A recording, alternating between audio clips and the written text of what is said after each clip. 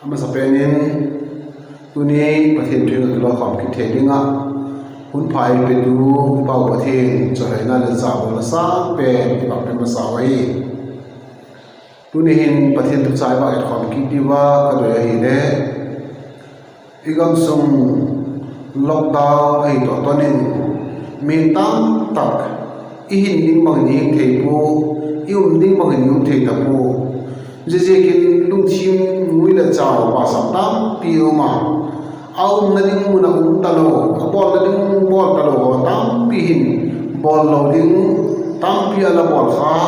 bol ding dor ki lo tam pi a bol kha ta lo na tam pi um ni ai je kin tu sin ka le je to ki to len tu ni hin nam khoi lo mem ti pan sanin pathin thu ba ho lim la kan kanoma je kin tu ni hin ama sape na pathin thu ba ka khom di ba ka lo hi le Genesis ke bung thumna changi ta patin chang som thum chang hi vaccine itinun pathin tu cha du kham na ni ram inuma Genesis bung som pathum changi ta pathum simin ka chun ni ta lam ni ne ma lalpa pathin hu na hum ne thom gi chu a he ta wa pasal le aji chun hu na thing la ka chun lalpa pathin chu ala ki sha lu san ta ma himalaya lalpa pathin pasal chu hon ko wa khoi ta ka la hem ti ama chun hu na la thom ka hin ngon chang ka hi ka ki he ji kin kala wa ka ki sha ko hi ti na don wa pathin chun ngon chang lo ka ku nong hi la hem thinga ne lo ding ka ti kha la ne hi ta mo ati pasal chun ko pi a le pi nu me khan thinga chu e pi ka ne mai a hi ti je pa chun la pa pathin nu me ki nga chun la thil hi bangtam ti nu me chun gudin e the ma kala ne ka hi ti na don a lalpa thing sin san chin ne wal ko pi pa hen tuni iwa bible cha sin bolin every le dam au na ding mu na om ta ro na thu iwa sima bible hin au na ding do la kum ta lo mu ding bang za na ko ji te cham china patin ma ho lim khom na ni no ma ama sa pe ni thil khat hol nga ya hu phat le au na ding a ta lo ti na hi hol ngai ti phal su a hol tu in anei ti na hi anei tu in a hol se ka inei lo chu ki hol the lo i thil khat i koi na mu na lo lo phat le i hol se ka hi au na ding do la chu a hol ngai pu va mu jing thei ba he jing thei jikin au na ding do la lo phat le hol ngai au se ka hi au na ding mu na lo te chun a bol lo ding do te bol ka se ku au na ding mu na lo te chun a bol ding do a bol khalo se ko hi jekin na mun hin thil apoma ma jinga thil man tam le man tom hi le na mun in apo hi tuni thil phama ma jinga le au na mun au ki tu lo ba au na mun au tu ta ro phal le aman hoi lai yin le hoi lo man tom so tin the jekin tuni thil hoi lo ma jinga le ve du ta ka ki tu ta ka i ko ya hi man pha tai ni chu a pha hi mai hi tu lai igam sung ai or ma ji pak cha te ho nu pi ta la chiu pak cha hoi ta ta ka chiu ni dang la ya gam la ka la bang ma cha le la mai lo ham pa mai la mai te ho le nu te ho na la kho mu pak cha be la kilom tak ta ka hu tu le au na ding kilom ta ka hu ki tu phan le pak cha mai thing ham pa mai da ni ho le pak cha man tam tak tak ya jok theo ni ayo le pak chat kilom tak in ching na kilom tak so bai ni dang in au namun gam mang la ka ayo le min mu lo na mun chu mun chok de wa lai bang man ni ngai pu ni ma le min au la to wa ki tu ta au che wa ha le man tam ta ka mat the ayo le je chu kilom ta ka mat the jok the pai the ui se kai je kin au nam ni koi ma hi ti hi iwa ken nam no ma hi je ta ka hin amuna umlo te ho chanchin apatin amuna umlo te ho asu khi lo chanchin apatin ne ba ho lim khom la ni noma ama sapelen tu ai ba ban chak sim nau chu every le da kha pathin eden hun sung hi amani lau nagam tinga sim pi nek le don kining ting taka theiga nek kining ting takina pi hun lai lunga theiga ba gi la nek lo ting a hi tin pathinin thu ala pi Himalaya pathin ti lo dan takin je hun lai lunga theiga pen tak chu au ne ta au ne pathin pathin eden hun chu chu theiza chom chom akung ne le tam pi u min tin theiza chom chom akiwa me ding pi thing kung te ho chu pathin doi lo da alo pathin pathin thu amang lo ba pathin ne lo din thinga ti ala ne pathin akiwa me ding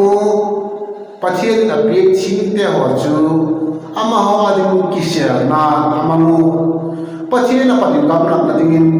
pathin kisya mangsan na dingin thing te wa mangai iwa bible chang sin na chin pathin adam khoi om na em mati lain lalpa laote kahi ngon chang kahi ka ke jekin ka kisya rahi yati theibung min thingphung in theibung in akisya rahi tunin ging tu tam tak pathin mal zon na tam tak ep pathin ni ki wak na ding ep i service te kai pui ai lo le tha i ha na te kai pui i sep thei bo the nai thi na te kai pui mal zon na pathin ep tam tak te wa hi pathin ti da le lo pha le pathin mal zon nai pathin na pat gam lak na pathin na pat ki shel mang na ki nei se ai tu ni mi tam tak nidang laya bang maca ai lo laya pachina dinga kilum takabia kinala kaya soma hakilum takala pia le pachina lim takala himam semna bona huni phata ai lo le inchen lo chen ki tup de huni phata pachina pan gamla ta ai inchen lo chen je ka asuma pai lo te ho je ka pachin gamla na ne ta tam pi din adami na ki wang din pen pachin ki shel mangsan na ne golin tunin pachin na ki wang na ding au pi pachin la ta ding au pi la thin hi the na hi pachin na pan gamla na nang la ne yam te tunin ki en thakin la te tunin i wa kyan no mai pathin na ki wang na ding au pi ki sing ngala pathin na ding ki mangsan na ne hi pathin na mu lo ding ai ni adam khoi lo ma ti hi pathin in thei kum nga akishal je ka chom mu lo je ka ge na hi pu adam in pathin na lung ge ba hi adam hi athin bo ki ka hi lapa lama ami khir ka hi su khir ka hi tin kama hum ki le ti a doi je kin adam khoi lo mem ti pathin in chan sa pi ai Himalaya pathin ti lo da la bol ta pathin doi lo nam no mai ta je kin adamin lalpa ka bol ki tai ti samin lalpa ka pi dinga leipe zenu me ku nei pe ka ne ka hi tin nu me mu ya ba noi tunin pathin evi ape ka hi adam ki pa ma zenga bible them de adam ni love song sama sape na he yatima gu khela ka gu satak sakhe khela ka tak sakhe su hi tin ki pa takin pathianin adam ki na vi na ba ke na ki pa ma je mai zeba ka ki pa na zeba alim pi azi hi pathian ti lo da na mu phatin sur lam na ne ya lalpa nang leipi ma nang leipi muhin ei nek sakai bible lo le again bot umji tak chu zinu hi ke ki ngai pero le chu ke ngon chana lom le ne pu ka ken chu na thui zom de kai zinu je kai ne kai tinu mai ati nai je ki tu ne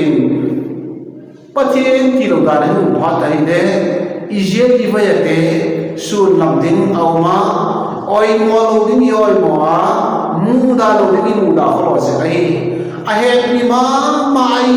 adoi ma je alum dam ma je aji hi adama ding o sun lamin apanga oi moi na mai tunin le nang bol hin zikin tunin lo nani mun lo lo zikin kau nani mun kau lo zikin achang le kaji koi mo chang mo ka thei ka cha koi mo chang mo ka thei ka ko chuang koi mo chang mo ka thei passport te koi mo chang mo ka thei ai mi nani mun lo phan le na environment te oi le joy mo sa kan zikin tunin lo no na lo zika loi mo khai de zikin tunin na mun hi su chi thaki level ti tunin ibaken thakin no mai poi mama je tunin ging tu khat kai na tunin lockdown jekin bekin kai no ma je tu le bekin kalu the ta pu himalaya tunin bekin kamal the lo jekin ka thagau mi hi na sa be pu tunin bekin lalu the lo jekin la pathian bek thei na sa be pu bekin su khel khali pathian bek ta dik nu nai pu bekin mun hilo nang mai munin le pathian la be theya nang mai munin le bible la sim theya bang te munin le pathian to la ki po theya hi tuni hin pulpit khel alo bekin khel hi pathian charai na mun ki khal lo hi yung nadim muna yung ma ihiting do hiya Christian ka kaya ginna kahiting do kahi patay sun kaum na muna hin pathian lo pina ki pung lang mai mi te nga je ka testimony hi je ka testimony sin gen lo le latin hi lom nadim muna jing na kai mi te on lom chan pathian nang testimony mi rung gen hi Daniel, Shadrach, Meshach, Abednego te ho,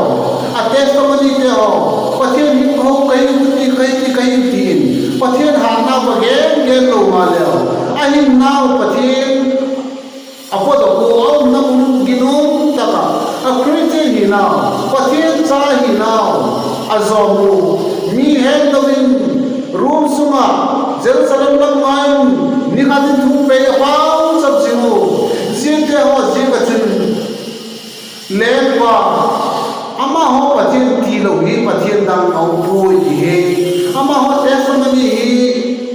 lewa again bi ai tu ne hin nang le ke le be ni nai ba ki khop je ki mi le mu je ka thaga u hi lo min in lo na bible la sim je ki bible ka sim je ki thaga u mi ka hi na je ki mi te ho ei mu te ho ka testimony again bi mo hi testimony again news of ai ni tu ni ewa kan no ai pani na adina Eliza pathian zol ne na sama ma zen hang san ta ka kin thu ka pe to bai le van le ko chang ka le ko ma ka le ke lo ni hi ati lam pan le mati lo le ko um su lo ni ti le lo ai Eliza in hang san ta ka ken thu ka pek lo le dai chim pa ka le ba po ding mo mal ka le ke lo le ti again nam na je ki ai na ding don na hi au na ding don au ma pathian thu pe don au je kan hang san takin ama je kin kum thum na thum sum ko su lo na ma ama je kin ko su le ga au su ki rei mina sama ma je Eliza hi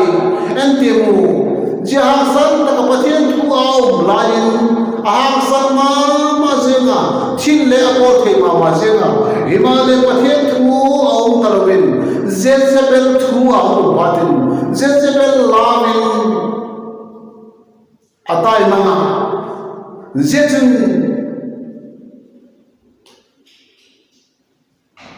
mun pe thing roi na ki chu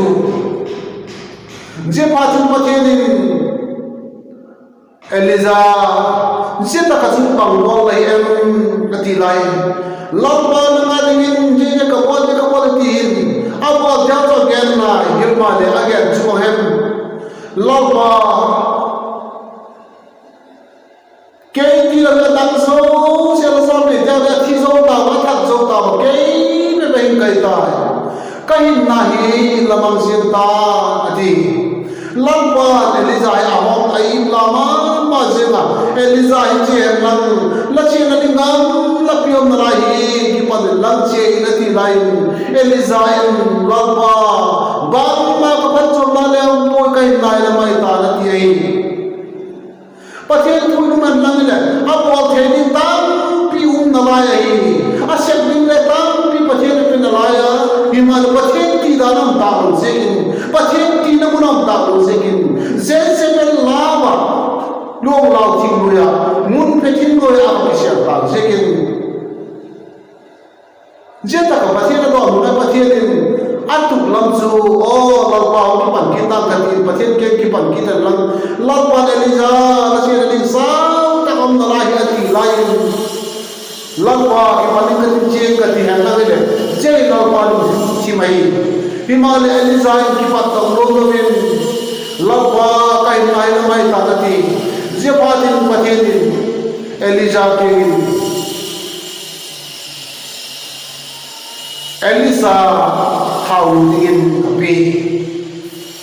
Aroin Eliza acham leni Eliza na bol la lai ding tin lo pi ta ala bol la lai ding teo zo si chu pathian thu hin ba ngau ta le pathian thu pe ba ngau ta lo je kin Eliza in ang bo bai tuni nang le pathian ang mang ruma ke le pathian ai mang ruma pathian ai mat jing lai la pathian ti na lo mu na ka ruma pathian ai ti bang ka mu lo ta je kin kau lo ta je ka yu lo ta je ka pathian ai bo ni ai pe na lo pi ta ki bo lo ding i chunga tu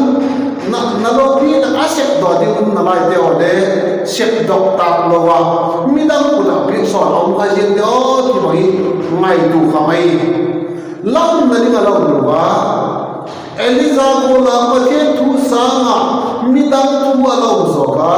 pathian thu sanga midang thu la lo zoka hi le midang thu ka lo zoka hi le pathian in ke ko lo le hi pi na lo pi ta te oi pathian in ke hi lo ke ko de su midang ko ta pe son ke hi ti tu ni Eliza tin imu the ai Genesis li jang ko na chu shi mai le pathian kaina ke chu kaina abel ko awem ati lai kaina le abel hi atu sin me sa lekin detail ta ke na ngai tu mihem laka cha laka cha ma sape pe nai wa evi le dam cha ma sape pe te ge nai wa ama ni ko ya pa ta ko ai la ko ya pa ko la ti ko ke ko hi le ma ni ko i ko na ge ni mai cha ang bo do doi da ta ka mai cha ang bo chu kai na hi lo thong mi ma lo wa bu chu ga ten mai cha ma bo la a be chu kan ching mi hi je kin bela bin mai cha ma bo la pathian kai na mai cha ma bo pi ta lu ba din kai na na in aso pi ba a be la ta je pa chu pathian kai na ki nga kaina so pipa abel ko yomen mati lai kaina hi marwa kaso pipa ta kaina me kaso pipa ta ko nau me ki hema ma hele gen no to patien ti da lau ta lo je ke ni ai no ka he ko da ti yen ke ai ju lai labba kaso pipa na ka he ko da ti yen ke ai lai self defense mechanism mangin kei kaso pipa ching kai em alapti koi son kilon na mi ma da thin phai wai la so pipa ko ya mo em ati lai kei kaso pipa ching kai em ti koi son khata koi son kilon bu je ki ti mi nga ni le ngai lo thin le ko thin dik le wai je ta kai ama la ma pi chi ham rum de je kin pathian he midang mihin le de bolon ki don bole lu na de ngai mihin ki lo pathian jing le je bole na don wa ke ka so pi pa ching kai em ati ai tu ni hin nang lau na ling ka lau lo wa da ke kom na ling ka lau lo wa ka po lo ding ka ma po wa le pathian thu hoi le pathian koi sa pathian dot na ale pi te hoi le dot na ma kan sa ji au kha dot nama dot na hi dot jin kha au ka dewa ti ki ngai ku kai je kin tu ni hin kai na in o lava ki ngai achin bo lava na bo ling a pi ba ba bo lu je kin je mai cham le patien ni hung bo na ti a pu na bai ku le ki ku pu hi le ma tu sam na ma to te na mai cha ko mai mai o na tu ni le nang le ke le a chang le mai cham bo la de ho a chang le bai ku sim ban de ho a chang le pau chap dan de ho patien ni bo le ti le hun lo ei ma to te na i bo hi ma le lu moi lo ko mai mai cham bo lu moi lo ko patien ni ho na i nei ji ka ei ki chi lo chang ai u kha thi ka ngai roi je kin tu ni mai cha ma bo la ama na ma ke oi mo na ding patien o kai na lu moi na tong chu bo la chun bai na le lu moi ba ba ti mai tim ke ku yom na yam lu moi na tong nang le ko ta la ti tu ni la patien ho da hi la da ni christian kan lai na la lu moi to nam ka christian kan ni nan ko da ni kan moi to nam ka patien na se da ka dan kan moi to nam tu ni ka patien be da ka mai sam sin nan kan moi to nam ma ni lu moi na ka me ki patien ho ni ti ku kai tu ni ini patien ho dan le ni dang lu moi oi lo cha chu chung la mai be pa patien lu moi le oi lo tu le a chu a ei ma siang le ilu moi na to ka patien ni ho lu sa ilu moi na to ka patien na lu mai cha ko lu cha tam ki te je kin tu ni lau na khoi tang nei lamai sa mo bang ko le te tu ni nam le nam ken thak ki ding ke le ken thak ki ding tu ni iki chi lu mai aum na lu na lo te he abol lo ding abol lo ahan san lo ding ahan san mai bible la zona patien nene ki kopia asol lain nene ki kopilam zon novin ama tar sa lam azuna mi pi te ho ama sukhil jekin bang ma sukhil lo te zo se thun la bin hui pi le go pio ki tho ba din longa tui longa tum je kha din ala jekin ane lam te ho ki la ka payin alama ma je ko je bible bak shmai le zona asukhir pe pahi aum na limuna lo pahi long sungin lama chunno takin alai mu ti thui mu long sungin chama I mun na limuna I pui har sanna tam ni na thok ta ma je kin le ama asungin lama no takin ala ama azo patin to pin ama ang mai lo ku nang khoi ong ki pan nahi nang bang mi nahi em ti adot lai ke hi patien ni le wan sim tu patien ho mi kahi je go ke ti kai introduction hoi tak na ki bola azo patin bange na chu nanga de ba ho le na to yam mati lai zonain larpa ko khilta e ngai den tu hin hun chan che pen nang tu hin je ke le ke ti katin nene bi ko pilam che tang ka bak ti le kilom ta je sa ma chun aha sama ma je na thi kha ding ala je ka bible su tu te sama hi bang je ka nene bi ko pi a che nom lo I am ati lai tia to tu na wa he nene bi ko pi a che nom lo na je gi nene bi ko pi te ei la khat kha na nene bi ko pi te hi patien king lo ai ba je chun nene bi ko pi te hin ke ei khat kha na ati na je kin thi ding alau je kin nene bi ko pi ai chi nom lo ai ati wa ala thi nom lo tha ding lao pa chu je long chu ma chun na chun ma hum ko pe le no men mati lai je tui la kai dai pai ru je un ti ha sam ta ka ge mi a han sam je ka ge mi loi a doi lo je ka ge mi so dai tui la kai dai pai ru je ma ti tui la ka kai ka tin jok chanang ka ki hi ki ne hi loi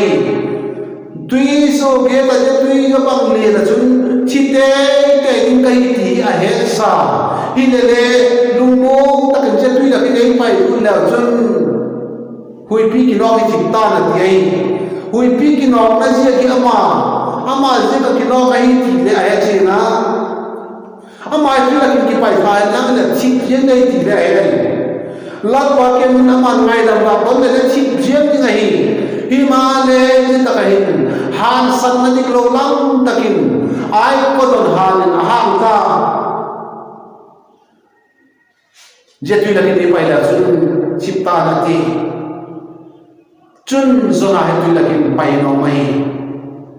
tu ni hin igam sung le ka na mitam pi pathian thu pang ngam lo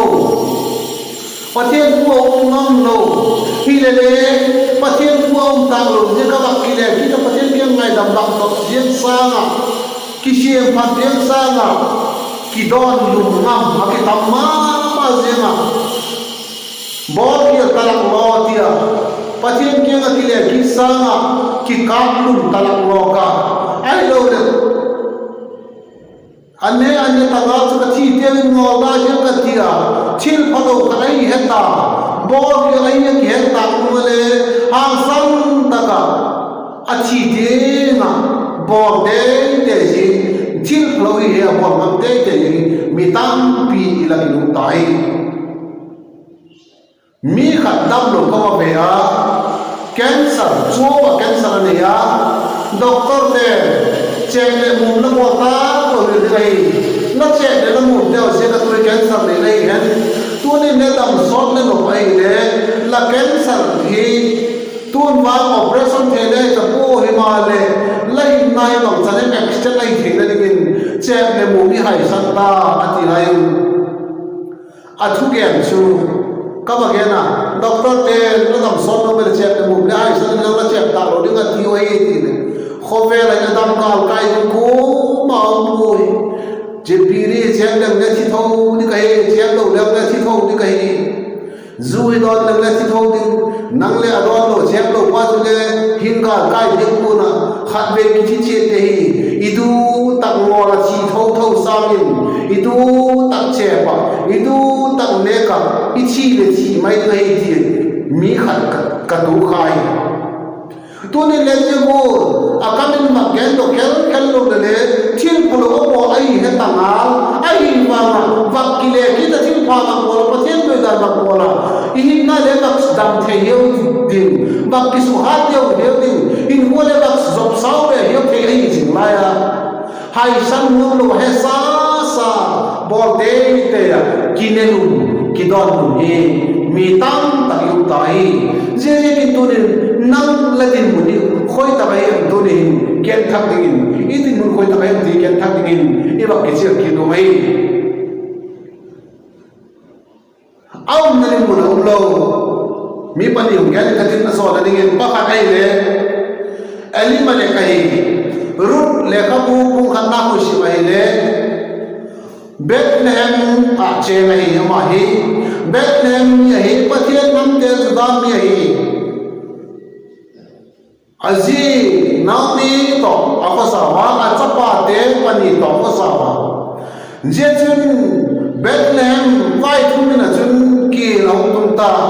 ki atun je kin ki ring lau na jigin ali male chu pathianin je ki suma hin nang moab gam na ma ki pem ta di in ti a sol le loi moab gam su amao na ni loi pathian mi te zo Jerusalem ni pathian mi te Jerusalem na ni ati na mun tai sanin so pita kom ni lo jom chakat ki sunga dingin moab gam na min aji te to acha te to ki pem mango je ta ka chun ka chu men sa le ni te ta gen ko katin je ta ka chun az ani na ki zaya ma ji azi ya me khaya acha paten ne ji moab me ge galam niyo je moab me ge ni chu acha pa te galam ji pat moab me te ge chu me khai ni na hu khoro bai Bible pathianin ami sarelde chu nam dam te to kichen pon afal loi ani malekin Moab government ki pem lo ile achate le Moab me chuji le male help ko te lu pathian lu na na le achun tu help ko na pathian lu na na achun tu in aman china to ka ama mai lo achate pani china to ka azi me khai lo ma amo ke pani me khai lo kholo ai ali malek aw naling do munin alaw he jan nang le kier chu tung na na himale kier jek naling le te chi khel lo di rahi pathian nei ti namun hin kier tung ta lo din ti na ai puri aksana um ta lo din ti na ai puri pathian nang aw koi na mun chu pathian ke e koi na mun aksana mena himale lakpan aksana te zo si lakpan hung lakpan pe katipu himale lakpan je aksana te zo si chu lakpan e um pe di ai tu ne nang le ke pathian ti dale lo pale pathian ti nang un hilo mani thok na mani head na hi ki pale apa tamani ni do ne je kin ei le ki wa ni le le ki su hin na ding ki do ne je kin pathian ti lo na mo le ma easy izate me khai naw za bai the tak sai naw za ga ro le tunin ka mai to se ka patam tak te tunin apa santam ke ko an apadam ke ko numei bangza thagalo ma me khai om ta do nu pi ta bangza thagalo ma me khai om ta do ti ka mai thona om se kai bekin apa ki ton pi ti um ta lo ai lo in sum mai sam pol pi ti apa um ta lo apa um na su kham anom nom na nu ngak ku nai lo nom na pa khai kha pa me khai bola numei acha te to mai cham se ma um mai mai ai lo le o nau chaka ko me khai bola chate ho nu te to pathian ko ki roi ko mai pa te na lim sak tak lo pathian ki na ko nom ta lo je ka thaga lo ma nau chaka thaga lo ma me khai igam su mi bang sa lo do ti ka ngai ko nam sa kai je ki tu ni yu na en ta ki tin igam su ma me khai nau chaka tak salam le apunga je ba ti thaga lo mi le apuma mai je ki tu ni ali male korin lawati na mun lo ki chol kha ti ala we je ki tu ni lawati na mun me ti hasana tu len o hasana tu len le lawan je ta ka tu mo ko lo win je ta kun tu lawan ite ka mani le lawan lo pi po do ki ni ma lawan hasana um sa dai ti je ki tu ni hin law na mun khoi ta yam nang sum le pai hol na je ka in chen hol na je ka ai le min than na ni hol na je ka pathian ai sak man ro pathian ti ro na mun na ba ka lai ai le tu ni hin ki le ki tin tu ni hin la ji la za me khai masamin la ji la za na jagat masamin tu ni hin ki le ki dingin tu ni ki chi ro mai atop na pe dingin Abraham jab se bagat ke tin Genesis som pani sang som pangana kan Abraham pathianin akowa mal zonin ka nang mal zonin ka tin namtam tapani ushir din kahi ati pathianin Abraham ako rayan pathianin asola pathian thu mangin Abraham aptia akal sona je pathianin nang mal zon tapo mal zon kana hansi ro tapo hansi ro de kahi ati ahoti jing lai pathian mal zon la adam jing lain chang som ma hin Genesis som pani chang som mai mak simai le jega ma chun ke lau tung in ke lau si ma je kin Abraham sa ai ku ta nam lamen vau ta gi dingin akipem baka pathianin ama hi ai ku ta nam ma kipemin ati hilwai mani toina je kin pathian thu hilo ama toina je kin ke lau si be je kin pathianin mal sona ka peking nahi nang je ka khobe kumpi mal sona ham chang ni nahi ati sing lain pathian mal sona dok ning thu hum dok pang pana je ki sai kim tu ma lai pathian kumpi na pathian thu pathian o e he tin pathian mal sona dok ni ki zo pan in le hak sakna nang zui the gai Abraham olal pai ti bang tiang ti pathian dong sorvin ma he na in ai gupta mamin ala ki pem suka zetun ai gupta le ma paro in azizu ama zekin azizu ayasa ala ki lam ala la peka azidingin zeta kasun abramin o kazi ahi le atingam tapu kaso pinu ahi ati ahi o patien abramin or nalimunan ala umhe ati namunan sakala umhe he nangile zo lege ngai pona abramin kaso pinu ahi ati kholona thutak age ngamlo na je ki bang jam tile patien ti namunam lo je na hang sam tarwei patien ti namun han langil hang san ta tu ke ngai lain patien ti namun ta lo je kin adoi lo ka patien ti namun ta lo je kin zo again kholoa zo again je kin faro in azidin sara alaka akila so batin abraham ali ngai to temu bible simaile sara je kin abraham sa bol pama mazimu ati bang bolin bol paleule bang bolin putui bang bolin betui peleule azi mi am suma umje ta ju bang bolin bang ti bolin antui takin nek thei bang bolin nan min lup sak leule azi mi am suma umje ta ju bang bolin imu thei di je san choma din zan le so tin tin o ane aton le tui pon tin au nam le anin alai hel din ning haksa sama malik imza mai bang zekin tin au nalim muna umlo patien atina muna umta zekin haksa na toka zo again holo a abalin amale ane gadon kitu kisan ne ngamlo don ngamlo imun le haksa ta gen thokai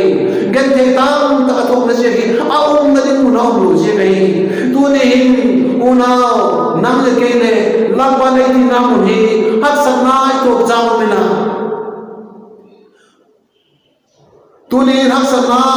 bagzat tu lehne lalpa eu pina kai ju mul ko ru ngai ja chu testimony ngai lalpa ai tin mu nai lu wale lalpa ti da re lu wale apa pe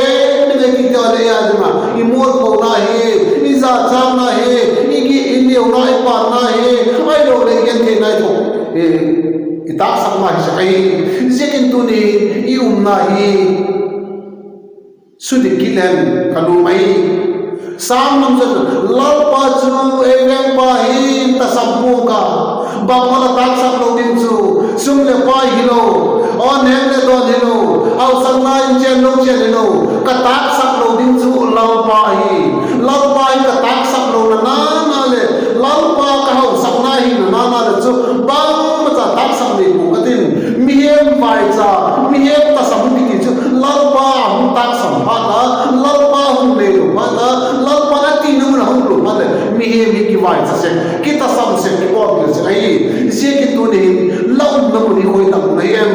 o hak san na tu nu na pa dai ki le ki tin lalpa na mo ma kai